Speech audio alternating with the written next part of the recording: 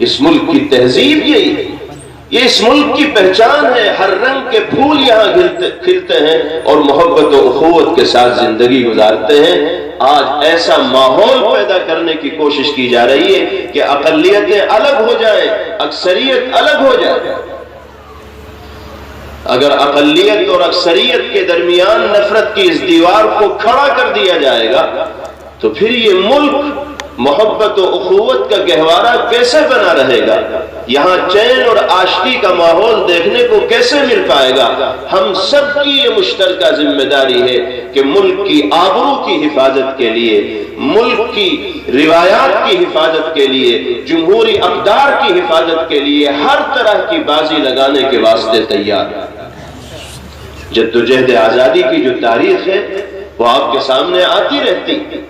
عام طور پر یہ سمجھا جاتا ہے کہ 1857 سے اس ملک میں انگریزوں کے خلاف محاذ آرائی کا سلسلہ شروع ہوا، لیکن حقیقت کچھ اور ہے۔ مسلمان اس ملک میں انگریزوں کے خلاف میدان عمل میں صدیوں پہلے آ چکے تھے۔ 1498 میں انگریز آتا ہے، 1601 میں ایسٹ انڈیا کمپنی کے بینر تلے منظم طریقے سے اور منصوبہ بند طور پر انگریز اپنی جڑوں کو ملک کے کونے کونے کے اندر راسخ کرنے کی کوشش کرتا ہے۔ 1707 میں جب شہنشاہ اورنگزیب عالمگیر علیہ الرحمہ دنیا سے رخصت ہوتے ہیں اور مغلی سلطنت کی بنیادیں متزلزل ہونے لگتی ہیں، ڈھیلی پڑ جاتی ہیں، تو انگریزوں کو موقع ملتا ہے اپنے پیر پھیلانے کا، اپنے پنجوں کو جمانے کا، اپنی سازشوں کو تیز کرنے کا۔ جب انگریزوں کی سازشیں تیز ہوتی ہیں تو وہ پہلی شخصیت جو خطرے کو محسوس کرتی ہے اور انگریزوں کے احساس کی بھنک جس کو ہوتی ہے وہ حضرت شیخ احمد سرہندی علیہ الرحمہ، حضرت مجدد الفسانی علیہ الرحمہ۔ حضرت اپنے مریدین کو، اپنے متعلقین کو، اپنے شاگردوں کو یہ بتاتے ہیں کہ انگریز جو تاجر بن کر اس ملک کے اندر آیا ہے اس کا مقصد تجارت نہیں ہے، بلکہ میں سمجھتا ہوں کہ یہ کچھ اور سازش اپنے ذہن کے اندر لیے ہوئے، یہ ہمارے ملک پر حکومت چاہتے ہیں، قبضہ چاہتے ہیں، اس لیے ان کا سدباب کرنا ہوگا، ان کے راستے روکنے ہوں گے، اسکیمیں بناتے ہیں حضرت مجدد الفسانی علیہ الرحمہ، لیکن وہ اس دنیا سے تشریف لے جاتے ہیں، ان کا خواب شرمندہ تعبیر نہیں ہو پاتا، لیکن جو جذبات ان کے دل کے اندر تھے وہ ان کے شاگردوں کے دلوں میں منتقل ہوتے ہیں۔ وہ فکر، وہ جذبات منتقل ہوتے ہوتے حضرت شاہ ولی اللہ محدث دہلوی علیہ الرحمہ کے حصے میں آتی ہے۔ شاہ صاحب بھی اسی فکر کے مطابق اس ملک میں زندگی گزارتے ہیں، ہندوستان سے باہر دیگر ممالک کا بھی دورہ کرتے ہیں اور انگریزوں کے خلاف متحدہ محاذ بنانے کی کوشش کرتے ہیں، لیکن وہ بھی دنیا سے تشریف لے جاتے ہیں۔ ان کے بعد ان کے لائق و فائق فرزند حضرت شاہ عبدالعزیز محدث دہلوی علیہ الرحمہ کے ہاتھ میں کمان آتی، وہ وہیں سے سلسلے کو آگے بڑھاتے ہیں جہاں ان کے والد بزرگوار حضرت شاہ ولی اللہ محدث دہلوی علیہ الرحمہ چھوڑ کر گئے تھے۔ لوگوں میں بیداری لاتے ہیں، انگریزوں کے خلاف نفرت کے جذبات لوگوں کے دلوں کے اندر پیدا کرتے ہیں کہ یہ ہمارے خیر خواہ نہیں بلکہ ہمارے ملک پر قبضہ کرنے کے ارادے سے یہاں آئے، یہاں تک کہ 1803 میں جب یونین جیک لال قلعے پر لہرا دیا جاتا ہے اور یہ اعلان کر دیا جاتا ہے کہ خلق خدا کی، ملک بادشاہ سلامت کا اور حکم کمپنی بہادر کا ہوگا، اس اعلان کے بعد حضرت شاہ عبدالعزیز محدث دہلوی علیہ الرحمہ وہ تاریخی فتویٰ صادر کرتے ہیں کہ جس فتوے کے منظر عام پر آنے کے بعد ملک کے اندر انقلاب کی ایسی لہر دوڑ جاتی ہے کہ پھر انگریز اس لہر کو سرد کرنے میں کامیاب نہیں ہو پاتا، یہاں تک کہ اس کو بوریا بستر باندھ کر ملک چھوڑنے پر مجبور ہونا پڑتا ہے۔ 1803 میں شاہ عبدالعزیز محدث دہلوی علیہ الرحمہ فتویٰ دے دیتے ہیں کہ اب اس ملک میں بسنے والے مسلمانوں کے لیے خاص طور پر اور ملک کے تمام باشندوں کے لیے، چاہے وہ کسی بھی مذہب سے تعلق رکھنے والے ہوں، یہ فرض ہو چکا ہے کہ دشمن وطن کے خلاف ہتھیار لے کر میدان میں اتر آئیں۔ اگر اپنے ملک کی حفاظت چاہتے ہیں، اپنی تہذیب کی حفاظت چاہتے ہیں، اپنے تشخص کی حفاظت چاہتے ہیں، تو ملک کے تمام طبقات کو مل کر دشمن کے خلاف میدان عمل کے اندر آنا ہوگا۔ یہ وہ زمانہ ہے کہ جب انگریز کے خلاف سرگوشی کرنا، کانا پھوسی کرنا، چھپ چھپ کے باتیں کرنا بھی جرم سمجھا جاتا تھا،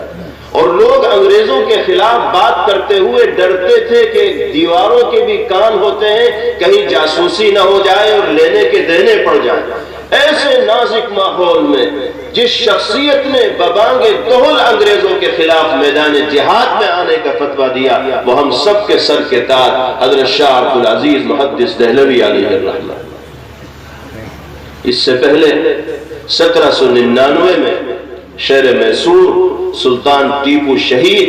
پوری جرات مندی اور بہادری کے ساتھ انگریزوں کا مقابلہ کرتے ہوئے اپنوں کی غداری کی وجہ سے جام شہادت نوش کر چکے تھے، اور بنگال میں نواب سراج الدولہ 1757 میں انگریزوں کے خلاف مقابلہ کرتے ہوئے جام شہادت نوش کر چکے تھے۔ شاہ عبدالعزیز محدث دہلوی علیہ الرحمہ کے اس فتوے کے بعد پورے ملک میں جدوجہد آزادی کی لہر دوڑ جاتی ہے۔ شاہ صاحب کے شاگرد ان کے اس فتوے کو لے کر ملک کے کونے کونے میں جاتے ہیں۔ حضرت سید احمد شہید علیہ الرحمہ، شاہ اسماعیل شہید علیہ الرحمہ اپنے رفقا کے ساتھ سارے ملک کا دورہ کرتے ہیں۔ 1818 سے محبان وطن کا یہ قافلہ روانہ ہوتا ہے، اور 1831 تک برابر یہ میدان میں سرگرم عمل رہتے ہیں، یہاں تک کہ 1831 میں بالاکوٹ کی پہاڑیوں میں ان کو بھی جام شہادت نوش کرنا پڑ جاتا ہے۔ پھر سلسلہ آگے بڑھتا ہے۔ 1857 میں متحد ہو کر مشترکہ جدوجہد کا لائحہ عمل طے کیا جاتا ہے کہ اب انگریزوں کے خلاف مشترکہ طریقے سے محنت کی جائے گی، کوشش کی جائے گی۔ اور اس سلسلے میں شہر میرٹھ میں 85 فوجی سب سے پہلے انگریزوں کے خلاف بغاوت کا علم بلند کرتے ہیں، اور آپ تاریخ کو کنگھالیے پڑھیے تو اس نتیجے پر پہنچیں گے کہ ان 85 فوجیوں میں جنہوں نے سب سے پہلے علم بغاوت انگریزی حکومت کے خلاف بلند کیا، انگریزوں ہی کی فوج میں وہ لوگ تھے، لیکن وطن کی محبت ان کے دل کے اندر پیدا ہوئی، اور جب صورتحال انہوں نے بگڑتی دیکھی تو خود اپنی حکومت کے خلاف بغاوت کا علم بلند کیا۔ ان 85 فوجیوں میں آدھے سے زائد فوجی وہ ہیں جو مسلمان ہیں، وہ بغاوت کا علم بلند کرتے ہیں اور مشترکہ طور پر انگریزوں کے خلاف ملک کے تمام طبقات میدان عمل کے اندر آتے ہیں۔ اگر آپ تاریخ سے واقف ہیں تو آپ جانتے ہوں گے کہ ابتدائی طور پر انگریز کو کچھ ہزیمت و شکست ہوتی ہے، لیکن اس کے بعد جب وہ اپنی طاقت کا استعمال کرتا ہے تو سخت قسم کی ہلاکت و بربادی کا منظر اس ملک میں دیکھنے کو ملتا ہے۔ مسلمان ہوں یا ہمارے برادران وطن ہوں، کسی بھی طبقے سے تعلق رکھنے والے لوگ ہوں، پھر تو جو اس کے سامنے آتا ہے انگریز اس پر ظلم و ستم کرتا ہے، تشدد کرتا ہے، نشانہ بناتا ہے۔ کئی لاکھ لوگ اس معرکے میں جام شہادت نوش کر جاتے ہیں، جن میں 51,500 صرف علماء ہیں جو اس معرکے کے اندر جام شہادت نوش کرتے ہیں۔ دہلی سے لے کر پنجاب تک، دہلی سے لے کر شاملی اور مظفر نگر تک، اسی طرح دوسرے اطراف تک تاریخ میں آتا ہے کہ کوئی درخت ایسا دکھائی نہیں دیا کرتا تھا کہ جس پر کسی کی لاش نہ ٹانگی گئی ہو، کسی کو سولی پر نہ چڑھایا گیا۔ اس مشترکہ جدوجہد کے نتیجے میں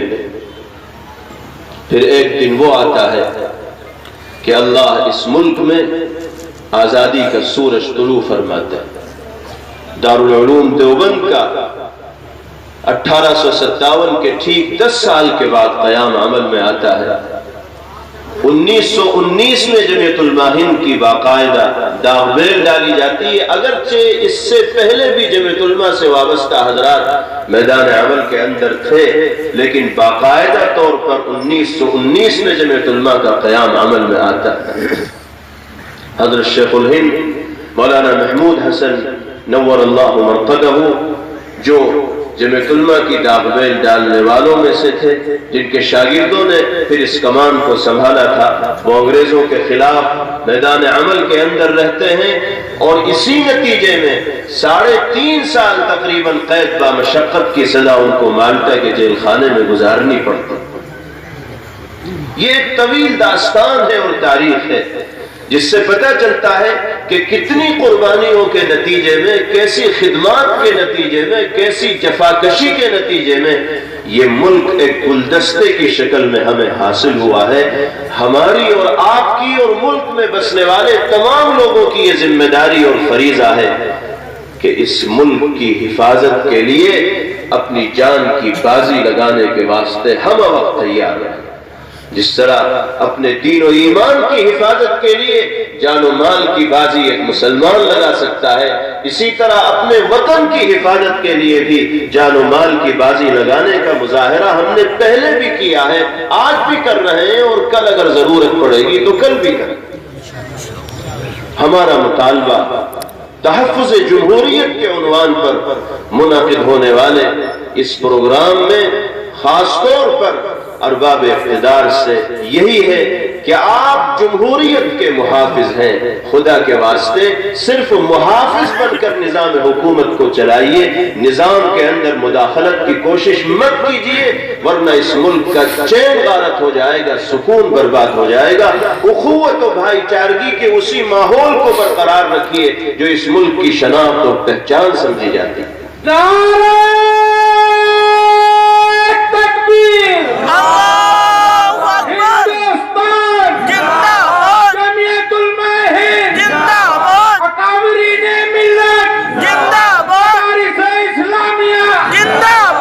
میں کہوں گا تو آپ کہیں گے ایک ہو ایک ہو، انسان پسند انسان ہو، ایک ہو ایک ہو، امن پسند انسان ہو، ایک ہو ایک ہو، امن پسند انسان ہو، ایک ہو ایک ہو۔ ہمارا کہنا بس یہی ہے کہ ملک کی حفاظت، ملک کے دستور کی حفاظت، ملک کے آئین کی حفاظت ہم سب کی مشترکہ ذمہ داری ہے، چاہے وہ کسی بھی مذہب سے تعلق رکھنے والا ہو۔ ہمیں اپنی اس ذمہ داری کو ادا کرنے میں ذرہ برابر بھی غفلت کا مظاہرہ نہ کرنا چاہیے۔ بڑا دل دکھتا ہے جب ملک کے کسی کونے سے یہ خبر آتی ہے کہ کسی بے گناہ نہتے انسان کو ایک بھیڑ نشانہ بنا کر موت کے گھاٹ اتار دیتی،